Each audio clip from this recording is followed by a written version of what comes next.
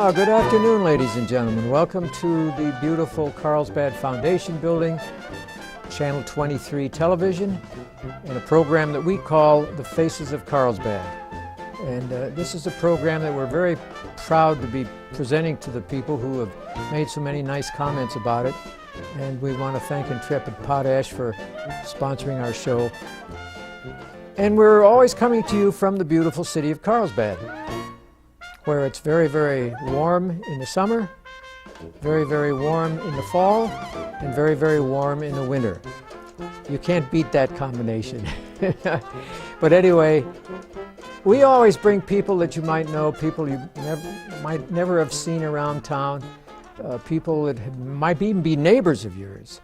And the gentleman I'm going to introduce now is one that a gentleman I've known for many, many years.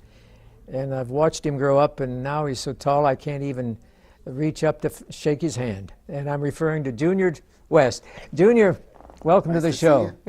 Yeah, well, we're going to talk a little bit about the old days, where you were born, a little bit of background on your mom and your dad, and then we'll go from there. Okay. Tell us a little bit about the background on your dad's side. So my dad grew up here in Carlsbad. His mother was Ruth West, and his father was Clifford Claude West. Yeah. They passed away 2 years ago, I think, and they moved back from Virginia about 4 years ago, and they lived and moved into their old house on Alameda Street and have been living there ever since. They were born in this area, though? Were they from New Mexico or Texas? They were. Mm-hmm. From a little bit of Oklahoma, Texas, but mostly southeastern New Mexico. Mm-hmm. My mother is from Central California and the Fresno region, and they met while my dad was in college, going to college in California. Mm-hmm. Many, many years ago. Well, not that many years ago. Yeah, they're young. They're young at heart. You can't beat that. Years, this goes pretty quick. Yeah, yeah. And there for a stretch of time, they lived next door to us, didn't they? Mm-hmm. And that's where our son and you became friends. Yeah, I think we lived there for about 6 years. Yeah, yeah. And then we moved to a couple other places in and around Carlsbad, and Mm-hmm. then ultimately moved back to California, to Fresno, California. Oh, you did move back to Fresno. Yeah, we moved back in 1987, and I stayed there from 87 to 90 when I graduated high school, and that's when I joined the Navy. And your son Ryan joined right around the same time I did. Yeah. He went on to a career as a boiler tech, and I went into a career as an intelligence analyst within the Navy. Did you have to break codes, things like that? Because I'm always interested in breaking codes. Yeah, and it was a lot of training, I mean, Mhm. from the beginning. I mean, the way the Navy does it then is very similar to the way they do it now. Yeah. Is you go to boot camp for 3 months, then you go on to your tech school Yeah. to learn your trade and your craft. And I was there for about a year, and that time it was in Dam Neck, Virginia, near Mhm. Virginia Beach. Mhm. And that's where it still resides today. And then you go on to more of a specialty type school, and you do that for a couple months, and then you go off to whatever station the Navy deems your services are needed. Well, through the years, your mom and dad have remained close friends of ours. And in fact, since your mom's been back in town, she and that other lady, Yes. let's see, what's her name? Luana. Luana. Yeah. When they get on the telephone, they never stop talking, do That's they? right. It's been going that way for 30 years. Yeah, 30 years now. And your dad, of course, has been very busy. He and I were both in the Navy Reserve Right. I remember. all those years. And You guys used to go to El Paso to do your well, right? no, he did after I got out, because they closed our local Navy Reserve out here up, and I decided I didn't have the time to be going to El Paso for training. But Right. we served on the ships together, the destroyers, the Mhm. Sutherland and the Henderson out in San Diego. And one year they sent me to the East Coast to the Steinecker out of Norfolk. and we ran into a horrible storm off the coast of North Carolina. It didn't bother me because I have a pretty good stomach for oceans and waves, but the young guys came up to me and they said the next day, they said, "Pop, why didn't you get sick?" And I said, "Experience, boys, experience." That's right. You're salty. Yeah. So you were in the Navy now. You were in how many years did you stay I in? was active duty for 9, 9. and I was reserved for 9. Mm-hmm. And then I kind of got out. I got out a couple of years ago because to focus more on my normal day job. Yeah. And then I do plan on going back and finishing out those 2 years at some point, but I still have some time. Now, did you serve on destroyers or carriers or I was always a carrier guy. on a so carrier?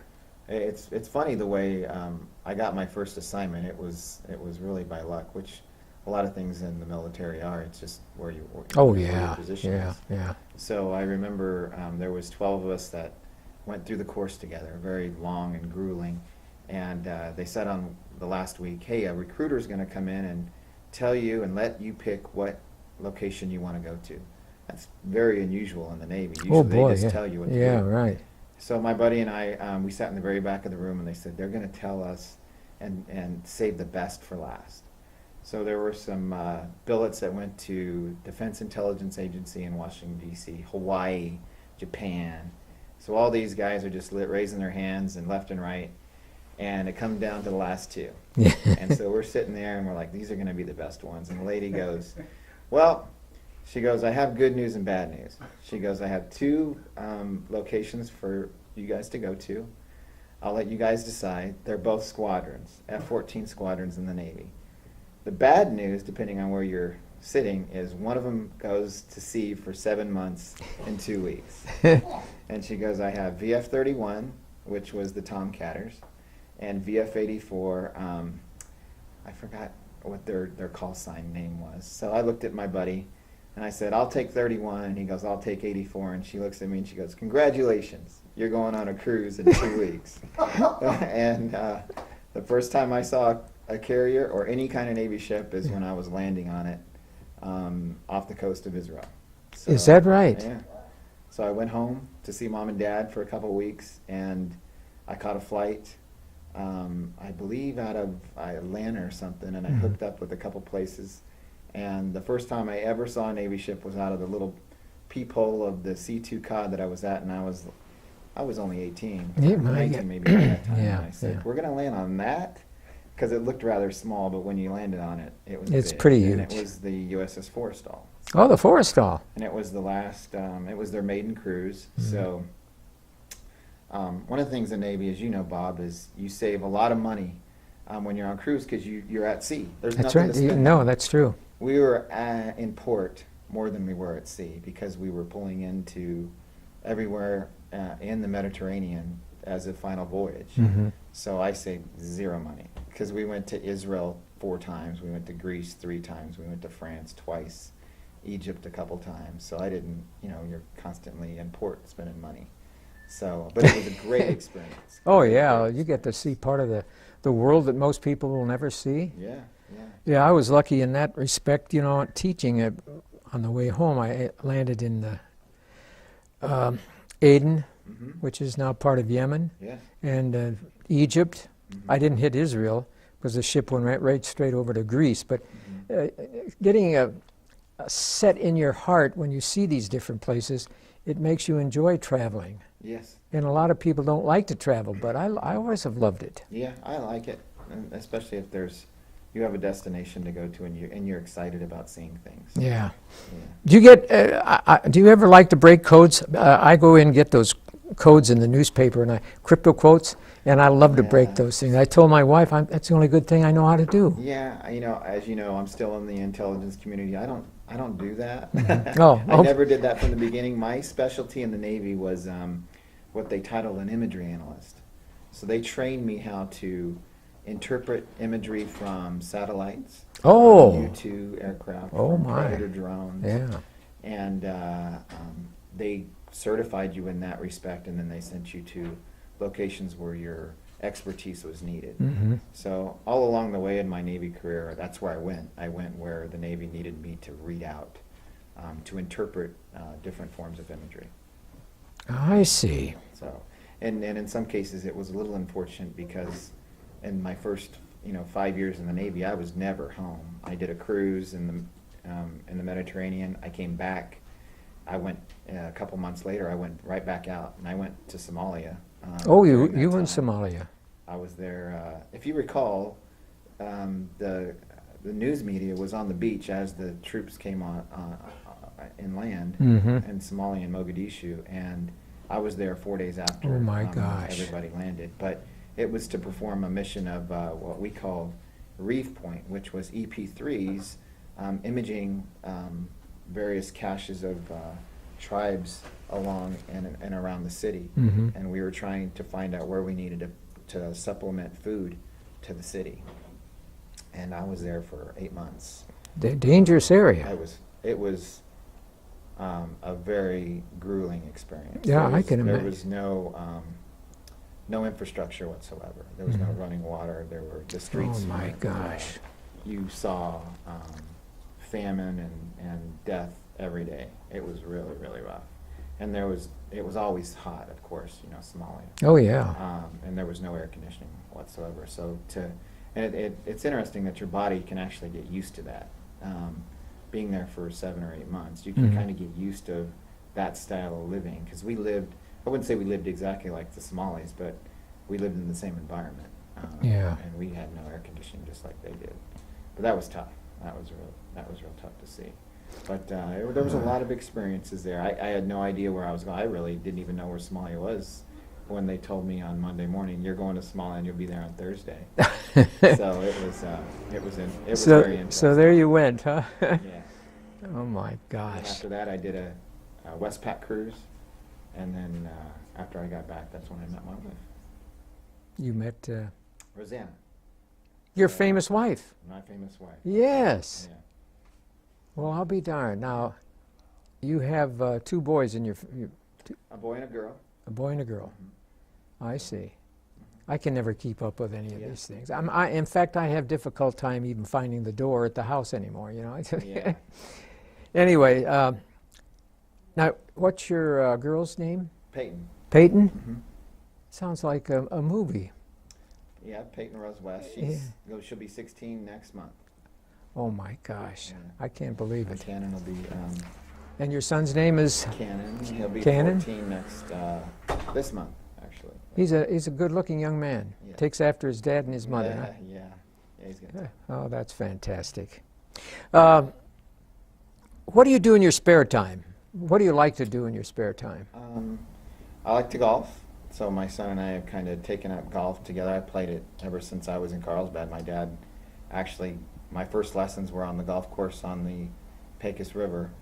There was a course there. I don't even know if there's still a course there anymore. Yeah, there is. But that's where I learned how to play, Mhm.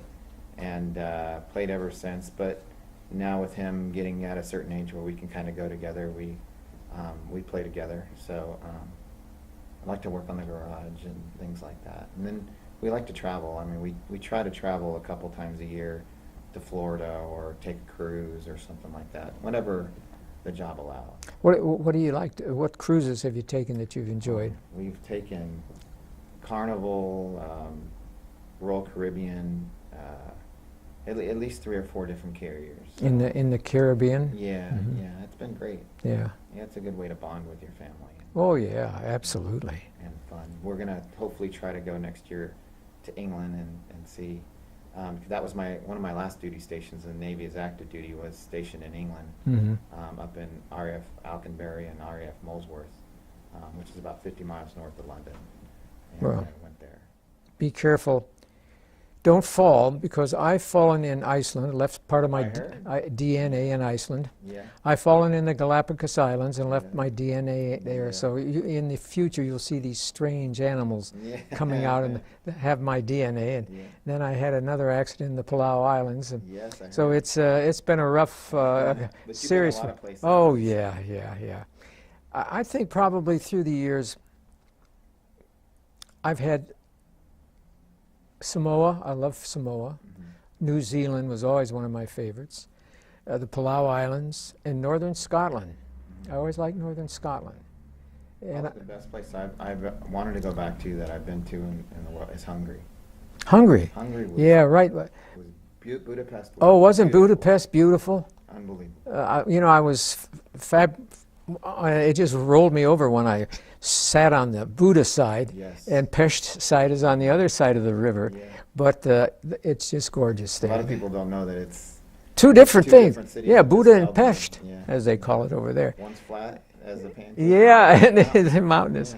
Yeah. Well, let me ask you this: what changes have you noticed in Carlsbad since you've been away for so many years? Well, the last time I was here was 2 years ago, Mhm. and coming back since then, and probably the time before that was, oh gosh, 5 years or so. Mm-hmm.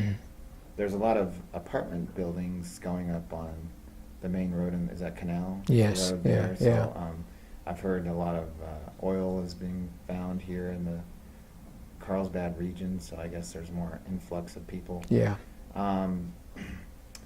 And the new memorial for the veterans. Veterans, I think have you that's been out pretty there? cool. Have you, I went isn't that there, nice? And it's really, really nice out there. Yeah, yeah. So I think it's unfortunate yet there was having to put cameras out there because people would, litter or something. Yeah, I know it. That's the bad part about all these nice things that they do. Yeah, But Joe. the city has kind of sort of stayed the same. In my view, it hasn't really grown that much, but it's still kind of the same city that I remember when I left. Yeah, that's good. But, That's good. The botanical gardens we went to last time, and that's always a good place to go. Oh yeah. And the caverns, of course. We went there last time, but I don't know how many times I've been there, 10 times or so. Well, I'll tell you. Do you have any time to sit down and read? Do you like reading? Yeah, I mean, I try to. It's just, by the time you sit down after, getting home from work, because the thing with regard to where I work now is the traffic in D.C., Washington, D.C. is just, it's one of the worst in the country. It has to be. Yeah. And usually by the time you get back is 7 o'clock. I mean, that's probably normal. Mm-hmm. And you got to do a couple things, and by the time you know it, you got to get to bed because you got to wake up early to beat the traffic Oh again. gosh, yes. And it's what they call a typical rat race. That's the way Honolulu looked the last time I was there. Mm-hmm. The traffic was so thick. Yeah. It was unbelievable. I thought, gosh, I wouldn't want to drive here. And you have to do this almost every day. It's every day. Well, Junior, I want to thank you for being our guest. This one of the great pleasures of my life, meeting you again after all these years. The thing is, though, you've grown. Mm-hmm. I feel like I'm shrinking. Yeah. Yeah. I don't think I've grown any taller in the past 15 years. Well, I've shrunk. Anyway, thanks a It's million good to for see being you. our guest Yeah, today. thanks. On behalf of Channel 23, ladies and gentlemen, all I can say is goodbye and good luck. How about that? Hey, you look terrific.